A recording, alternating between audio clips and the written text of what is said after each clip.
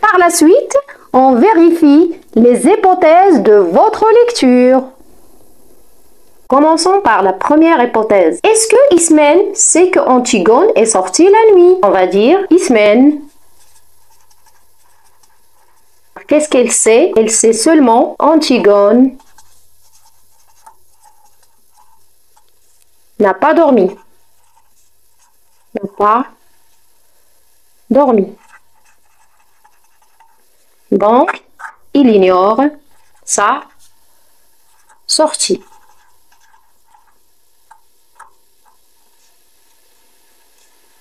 Que vient faire Ismène dans cette scène? Elle vient. Pourquoi? Oui, pour chercher à convaincre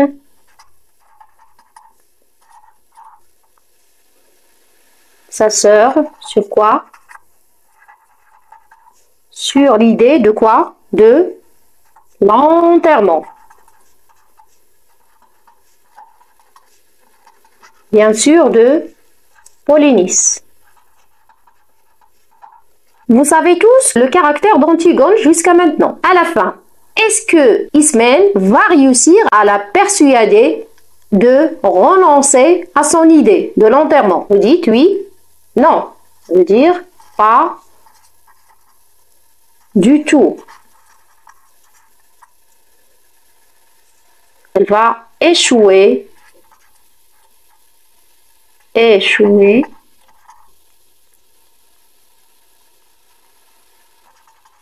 malgré les arguments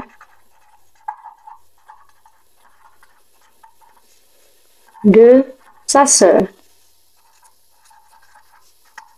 Ça veut dire Ismène.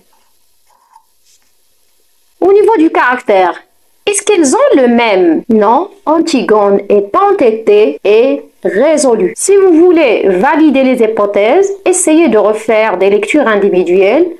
Comme ça, on va voir que ces hypothèses sont vraies ou fausses. Aussi, nous allons vérifier la compréhension globale à l'aide de ces interrogations. Troisième hypothèse. Comment Antigone s'exprime-t-elle? Toujours, elle est entêtée, elle est comment aussi révoltée. Comment elle s'exprime? Elle s'exprime d'une manière illogique, mais raisonnable pour elle, mais raisonnable. Autrement dit, elle s'attache à son point de vue. Essayez maintenant de relever des adjectifs qui déterminent le caractère opposé des deux sœurs. Pour Antigone, on a irréfléchi,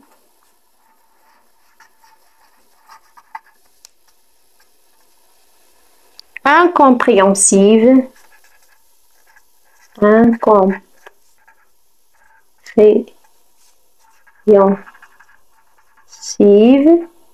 et irraisonnable. Irraisonnable.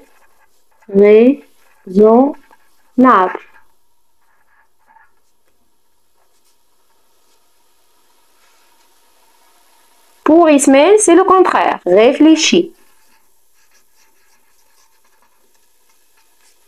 Puis, raisonnable. Et aussi, indulgente. Indulgente. Il pense aux conséquences de l'acte de qui? D'Antigone. Au niveau des types de phrases dominantes dans cet extrait, on a des phrases affirmatives,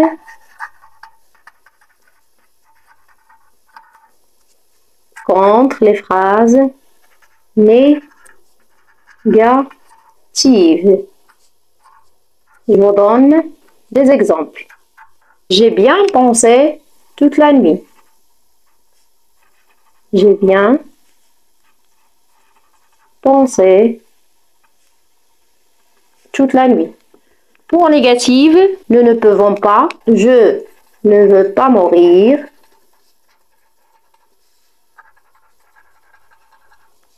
Aussi, la phrase « Je ne veux pas avoir raison ». Donc, l'utilisation de « ne pas ». Surtout, les répliques d'Ismène. Troisième partie, c'est les axes de lecture. On présente d'abord les arguments d'Ismène pour convaincre Antigone. L'argument très important, c'est la mort. Ensuite, le roi Créon. Elle est plus fort, elle fait la loi, c'est le représentant de la loi, etc. Le peuple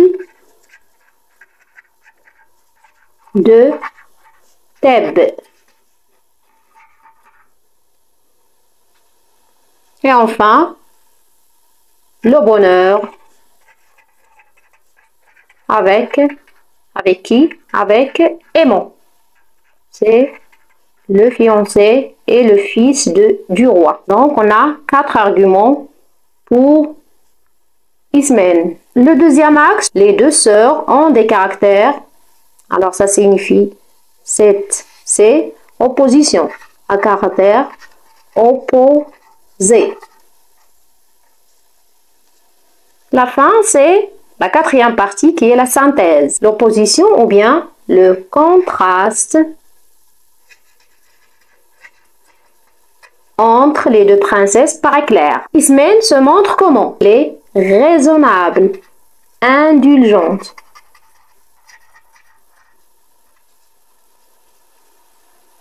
Mais Antigone, elle est comment? Elle est rebelle. Dire elle est révoltée. Rebelle à toutes sortes d'autorités. Surtout l'autorité de qui? De son oncle, le roi. Notre aventure se poursuit, mais avec un autre personnage. Soyez prêts dans la prochaine séance. Au revoir!